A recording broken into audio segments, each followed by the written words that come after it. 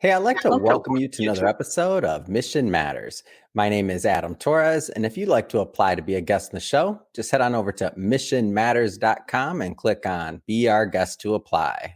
All right, so today is a very special episode. We brought Arthur Cavazos on the line. He's COO of Digital Fusion Consulting Group, and I'm proud to announce he's an upcoming author in our Mission Matters Best-Selling Business Leaders book series. Hey, Arthur, first off, just want to say I know we've been trying to get together for a long time, man. I'm glad you finally made time for us. Welcome onto the show. Hey, thank you, Adam. It's such a pleasure to be a part of the show, and I'm looking forward to this session. So thank you for your time as well.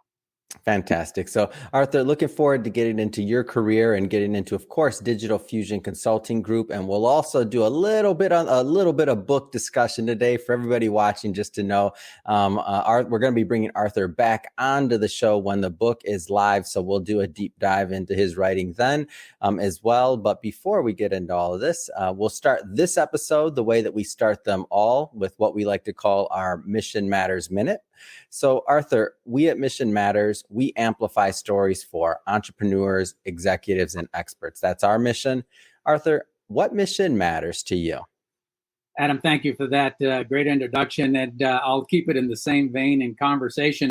We want to amplify success for our clients through digital and obviously all of the consulting platforms that exist. We want to share expertise that we bring to the table. We want to deliver client success. That's paramount. Solving client problems is key. And then the fourth pillar to our strategy is a long-term partnering collaboration, which, once we partner with you, we want to stay in the loop from start to finish. So we don't do a one-time project with you. We want to be a sounding board as we go forward. Love bringing mission-based our authors on the line and entrepreneurs, and really having them share their mission, what they stand for, and what gets them motivated to get out there and to make a difference. So great having you on. Thank you. And I guess just to get us kicked off here, where did everything start for you? How did you start in business? Adam, I grew up in a family where my parents have always owned their own business. And so I was the tag along, and being the youngest of five. And I had the privilege, I can now say it's a privilege to have been in front of what they do, how they did it, what was said. And I was like a sponge, and still am. They had to run me off because I was so inquisitive. Sometimes I'd get into things that I shouldn't have as a child. But as I grew older, I became a contributing member of helping. And so that's in my DNA. I have obviously adopted the strategies and the philosophies that they hold in business. And I've even gone through not only working for or with companies, but I have owned an entity or two, or have been a partner in many entities as well. It created a skill set of innovation that obviously you possess, and many of us possess, that are in business for ourselves. But I went to work for large corporations that have taught me a lot. I have tested many of the theories that we bring to the table, and I learned on what I call OPM, other people's money. So we bring that to the table. And the most important piece of that, Adam, in my background is I soon learned that understanding what you read and the things that you study to sharpen your skills and sharpen the saw is absolutely important, but that doesn't make you the expert voice. So a surgeon doesn't learn by the textbook, he learns by practical knowledge. We as a group, and I have learned that practicality and experience is absolutely imperative. So we bring that to the table as well, Adam. That's a little about me. Yeah. Well, thank you for sharing that. And I like to stick in those early years a little bit longer, especially whenever I hear that somebody grew up in an entrepreneurial household. I'm just always curious, what was it like around the dinner table in those entrepreneur talks, or whether it was holidays or dinner tables, but wherever those moments of learning were kind of handed down. For me, I grew up in an entrepreneur household. My dad was an entrepreneur. I always remember around the dinner table, kind of listening to him talking to, other adults and things like that, and picking up things. How did that all take place for you? How did that knowledge get over to you? Oh my gosh, it was never ending for us, Adam. The conversations were typically about do this, do that. We had to step up as children, clean your room, clean, do the things that we did as kids. And but conversations that adults would take, right? Again, I was the youngest of five. Uh, were all geared towards what next, where are you going next, who are you talking to, what's happening with X employee, Y employee, Z employee, and then what's the next move? This didn't work. This failed, or they were talking about the successes in their business. Whatever that was, where when things were going great. Obviously, the 70-80 percentile of the conversations were in the positive light, and the 20 or 30% that were in the negative light. It allowed me the opportunity to focus on the gaps.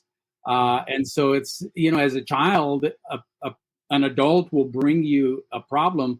And as a child, in your childish mind, you certainly will start solving problems in the capacity of that you have at that time. So I brought that forth. And today I'm proud to say that I'm not uncomfortable living in the gap. Yeah, that's awesome. I love hearing that, hearing that, and especially when people are brought up in that entrepreneur household. I feel like, sometimes for some of those that weren't brought up in that entrepreneur household, and because you've worked with so many different entrepreneurs, I have to ask the age-old question, is this idea of entrepreneurship, is it something that you just have in you, or can it be taught? Like, what's your view on that one? I'm going to say that it can be taught, but it has to be taught at an early age. You've got to establish the foundations, not be afraid to move forward. And I'll tell you a short story, Adam. My parents gave me the confidence up until the age of me turning about 26, many moons ago. And they gave me the confidence that I could move forward in any direction, knowing that if I faltered or failed in any way, that they would have my back. That gave me confidence to know that it didn't matter what I did.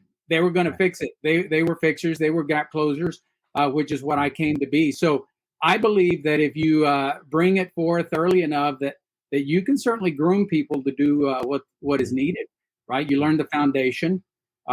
You take risks. Obviously, that's part of being an entrepreneur. We live in that.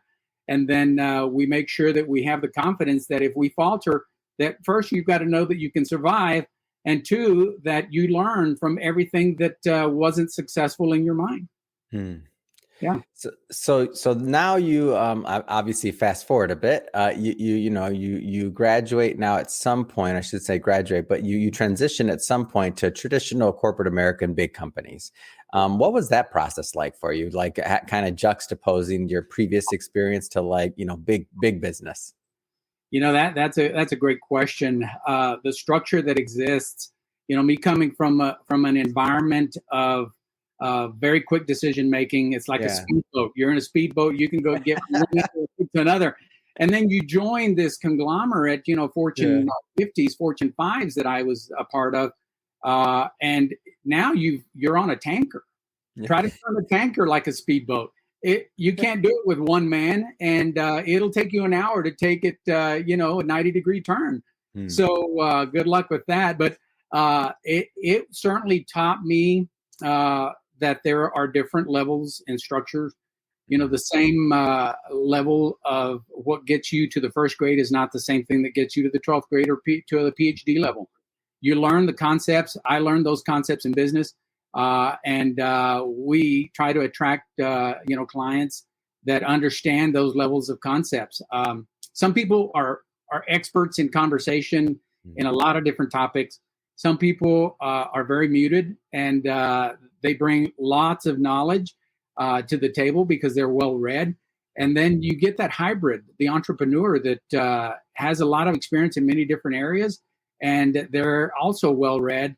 And so they're constantly validating. We are constantly validating the knowledge of the forever changing business world that we live in. So that's part of what makes us who we are, Adam. Yeah. Talk a little bit more about just maybe some of the, as you start getting into this into this corporate America. Was that like, how did you deal with it? Obviously, you could see what happened, but like, how did you deal with that change? Was that easy for you or was it different? And I'll tell you, on my end, it was, I have a very similar experience as yourself. And when I started working for these large financial companies, I was just shocked. And I'm like, well, why can't we just do it? Like, I had a bit of a problem with it personally. Not problem, but I had trouble transitioning, like why things just couldn't like happen how I was used to them happening. Like, how did you deal with that? That's a great question. The idea is that I had to learn a different skill set, and that was me selling the idea to someone else without asking for it. And so it was a skill set that you continue to ask the questions, and eventually they come up with the right answer. The right answer is the answer that you wanted to ask to begin with, or wanted them to answer to begin with.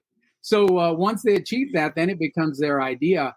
A lot of people live in that, and a lot of people don't accept, the new guy or the consultant, if you will, to come in and show them how to take care of their baby. They know best. So if you continue to trigger thought, ideas, and continue to put suggestions on the table, they'll eventually pick up the right thing, and then you move forward. I learned very quickly. I went to work for a company called Texas Instruments early in my career, and they announced that there was going to be a closure of the facility that I was in, along with many others, and they were consolidating our facility into Austin and splitting up part of it and going to Dallas, Texas. And so, me being the new guy on the team, fresh blood, I asked the question, well, what are we doing for ourselves? Are we just going to sit back and let that happen? And so I took on the venture to go ask my boss to say, hey, I've got an idea. What do you think of this? Long story short, we went in and did a presentation for Jerry Junkins at the time, and we pitched the idea of going out and getting additional business. Well, that had never been done from the level and the likes of us in a small in Lubbock, Texas. And so to our pleasant surprise, Jerry Junkins adopted the idea. We showed him how we would fund the project. The fact that we didn't have a budget for it obviously was a concern. But we showed him the pathway of how we would fund that. And even before green was green, as we know it today, we took what was called scrap at that time and regrind in the plastics division. And we were selling it to cement companies as filler because it became cheaper than sand. And so they were buying that from us, which funded the project. We landed several multi-million-dollar projects. We ended up not saving the entire entity, and they still ended up moving the business, but that new business, the newfound business, went with them. So the interesting part of that, and to bring closure to your question, Adam, is that you can't be afraid to ask questions regardless the size of the company. You've got to continuously ask questions, because at the root of all, regardless of the size of the entity, are real people. And that's what drives me. At what point did this idea of really creating like continuous improvement in culture, at what point did that kind of take root? Was that something that was kind of like an epiphany, or did it germinate over time? Like, how did that take place for you? Absolutely, Adam. And it did germinate over time. People have asked me historically, how did you pick this industry? The reality to it, and the honest answer is that I didn't pick this industry. It picked me. DNA. There is not an issue that will hit the table that I can't help, and my team can't help bring a solution to the table. We live in the gap. We're comfortable in the gap. We continue to ask questions until we get to higher ground. And so, to answer your question, my background and the things that I do today certainly have been defined by the paths that I've taken, the opportunities that have been given to me, and the things that I now see of value. We can bring lots of solutions to the table. And now that I know, where we stand in the gap, we live in the gap, and we're comfortable there. Well, we can certainly save a lot of people a lot of time, a lot of heartache and effort to ensure that we get you from point A to point Z rather quickly. So maybe let's take a moment or two and tell us a little bit more about Digital Fusion Consulting Group before we go further, so people know a little bit more about what you do. Adam, we came up, as you can imagine, kind of the name Digital Fusion Consulting Group. We are really intertwining the digital aspect of what we face today. As we know, AI is huge. And there are tools that are being developed as we speak. And today you see a complete list that's going to be completely remodeled tomorrow. So you've just got to stay at the cutting edge of what that is. Now, staying relative to what you do is critically important as well. So if there is a client that is in the industry of X, Y, or Z, you focus your efforts to learn the detail of current events. Again, business is business. Whether you sell a widget of A category or B category, it's still a widget. And so the basic principles of selling apply to all industries, just as the basic business principles of business apply as well. So the ideas go on, and our effort is to continue to learn, polish our skill set, learn more about what the customer is needing. Knowing what changes are taking place, knowing that everything is contingent upon people's behavior, talent management, globalization of trends and trade uncertainties that hit us day in and day out, the sustainability, the social responsibility that we have. Everything is social now, and there's impacts and ramifications that come with that. So understanding how to protect and preserve your own organization in that regard is critically important as well. And then probably one of the most important is having the agility and the adaptability to go through and adjust your sails to the storms that will blow over. Yeah. If you adjust them appropriately, you can get up and down and out of harm's way pretty quick. If you don't, then you're probably going to take on damage. So we want to make sure that our client base as an entity understands that you do not have to run through the school of hard knocks to get you to higher ground. Yeah. And so looking at, and I know this will be different, by the way, for every business and everybody that you help, because the size of business, industry, leadership team, obviously that varies, right? But when you first go into a company, are there certain kind of themes that tend to kind of pop up like time after time? Or are there certain things that you're like, okay, like this is where we start? Is there certain themes that come up? Yes, it's always tied to people.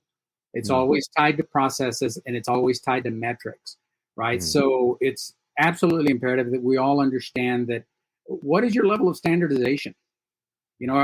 Are you having problems because people are not reading off the same sheet of music? How do you create music if you don't have the music in front of you? You're just trying to get people to step in and improvise? That doesn't get you to higher ground. So standardization is what we look for. Learning to understand what the gaps are within the organization. Right? What are the gaps? Only those that are at the table can typically tell you.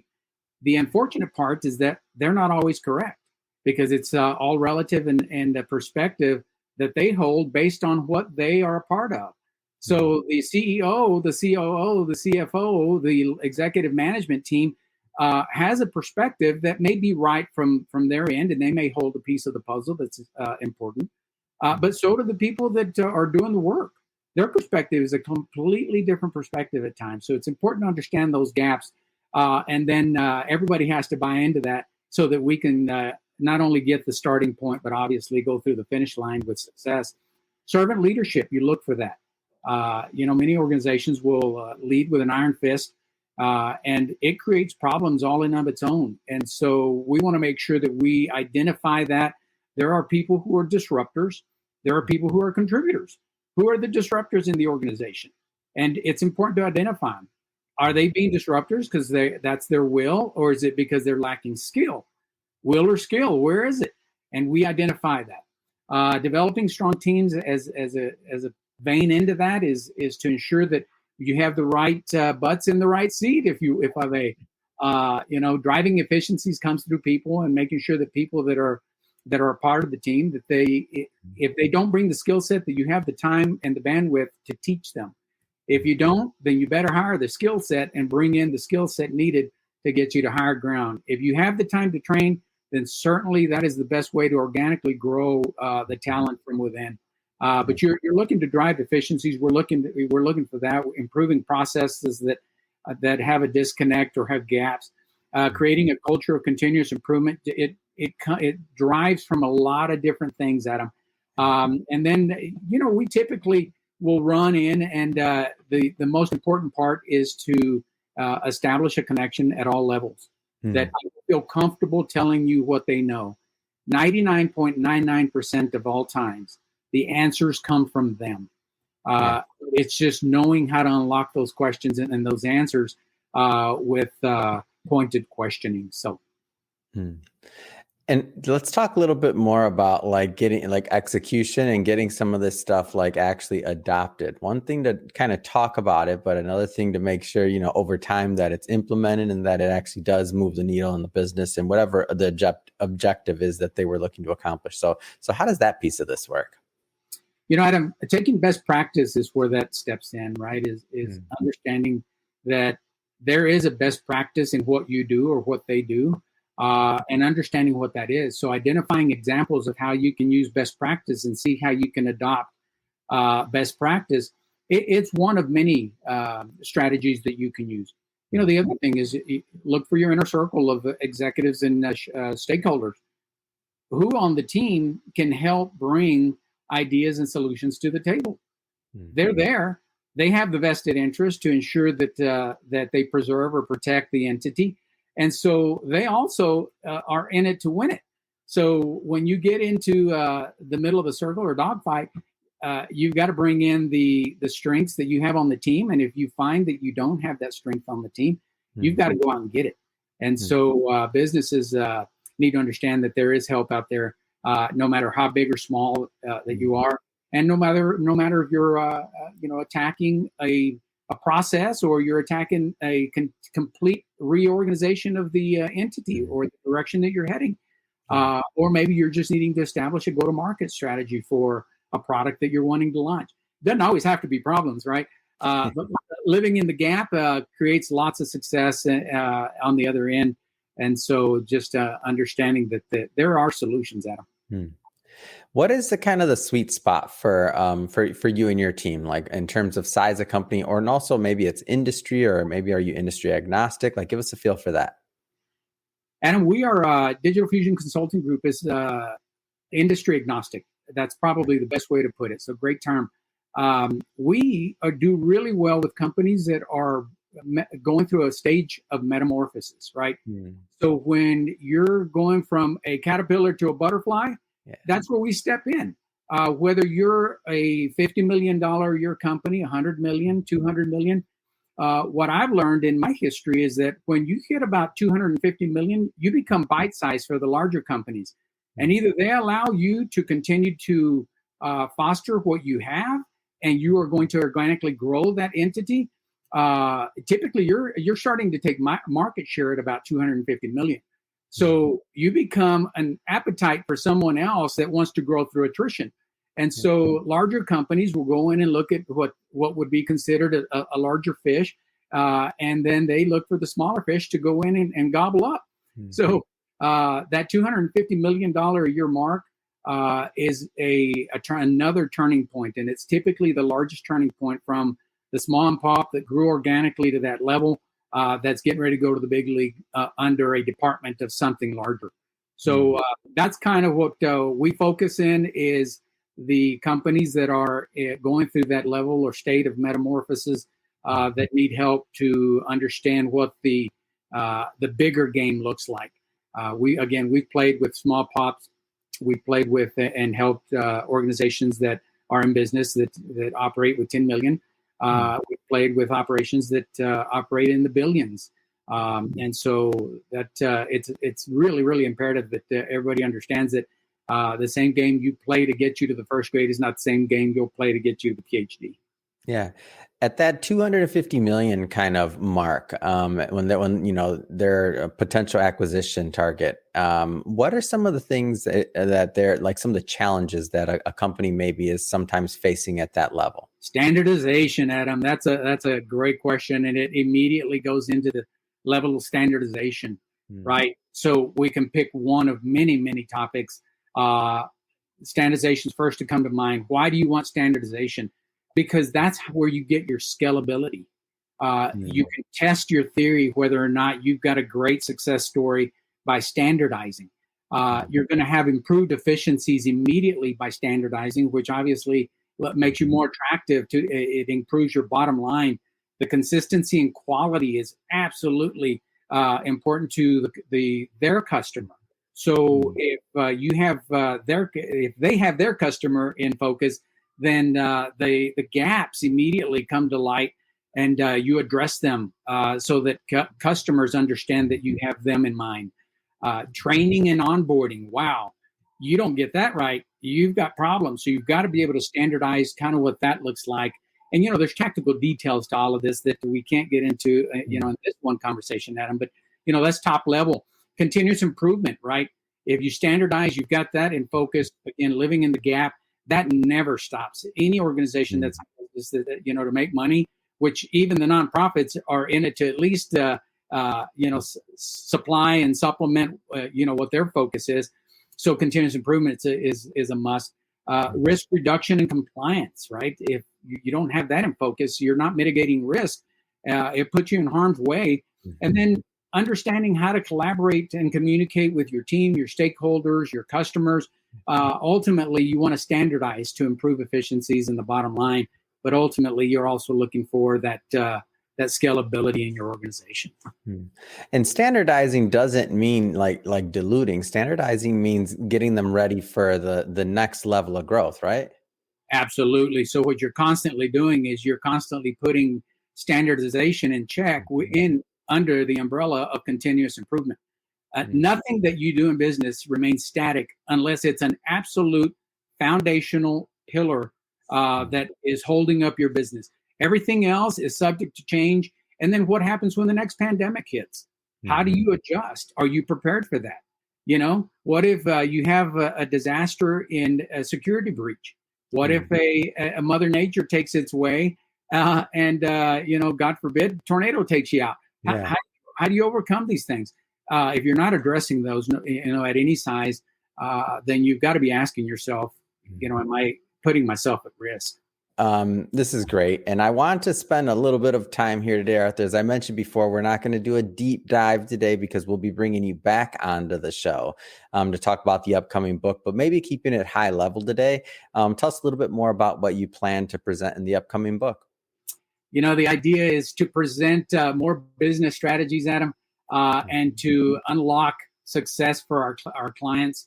Mastering the Art of Gap Closing is one of the titles of one of the chapters. And so I won't give it all away, but developing a culture of continuous improvement is going to be part of what we're focusing on. Establishing notoriety of the knowledge that we bring to the table, and then creating expression that's derived on real life experiences and not theories or concepts. And then impact and influence without giving too much information, Adam. That's kind of what we're focused on. I was gonna have to cut you off there, man. We do sell books here. We do sell books. Don't worry. When it's out, we're bringing you back on, and we'll have the link nice and neat in the show notes so people can pick up a copy. Looking forward to that. Absolutely. Awesome. Well, Arthur, really, it has been. I'm glad we finally got to do this. It's been great having you on the show. Love what you're doing, and I just have to ask. I mean, what's next? What's next for you? What's next for your company? What's next for us is continuing to grow what we did. We've recently gone through a rebranding, and so we're stepping into that realm. And our idea is to continue to grow in our space and to help companies do what they do best. You can find more information about us, Adam, at www.digitalfusionconsulting singular group. So it's www.digitalfusionconsultinggroup.com. And there's we'll have this video on there. I think is kind of what the goal is as well. So we'll continue with information and reference material for help. By the way, for everybody watching, we'll put all that in the show notes so that you can just click on the link and head right on over and check out Arthur and his team. And speaking of the audience, if this is your first time with Mission Matters or engaging in an episode, we're all about bringing on business owners, entrepreneurs, and executives and having them share their mission, the reason behind their mission, what gets them motivated and fired up in the morning to go out there in the world and make a difference. If that's the type of content that sounds interesting or fun or exciting to you, we welcome you. Hit that subscribe button. We have many more mission-based individuals coming up, and we don't want you to miss a thing. Arthur, really, it has been a pleasure. Thanks again for coming on the show. Can't wait to the next time we get to do this. Adam, pleasure has been mine. Thank you. Be blessed.